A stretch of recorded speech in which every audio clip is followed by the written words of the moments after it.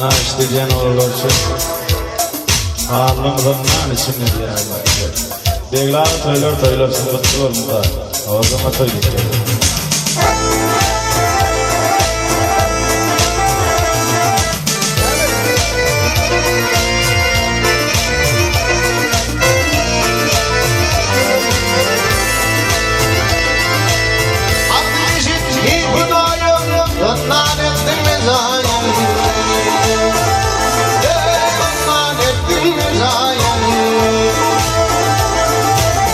Geçerli uyumayıp ağlamından içinde ağlamalı türmemesin. Geçerli uyumayıp ağlamından içinde ağlamalı türmemesin. Taşımda diyor Rabbi geldi ağlamın gibi. Geldi ağlamın gibi. Nağarın yanın hati uydurundan içinde ağrıtırmen içinde.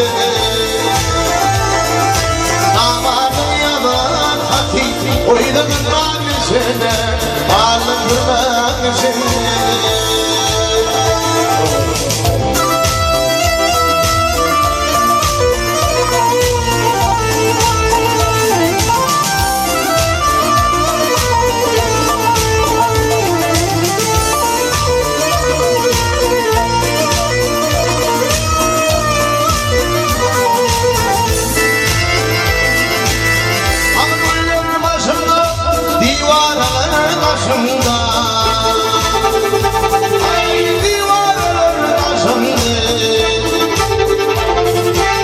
Yanı juan yaşımda kalımdan içinde ağrıtırmak içinde. Yanı juan yaşımda kalımdan içinde ağrıtırmak içinde. Redul yaranımı hak yetiştirme hayatıma. Ey Allah yetiştirme kadıma. Hayranımın adına malımın içine, malımın içine.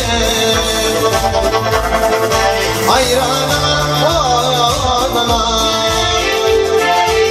hayranımın adına malımın içine, malımın içine, malımın içine.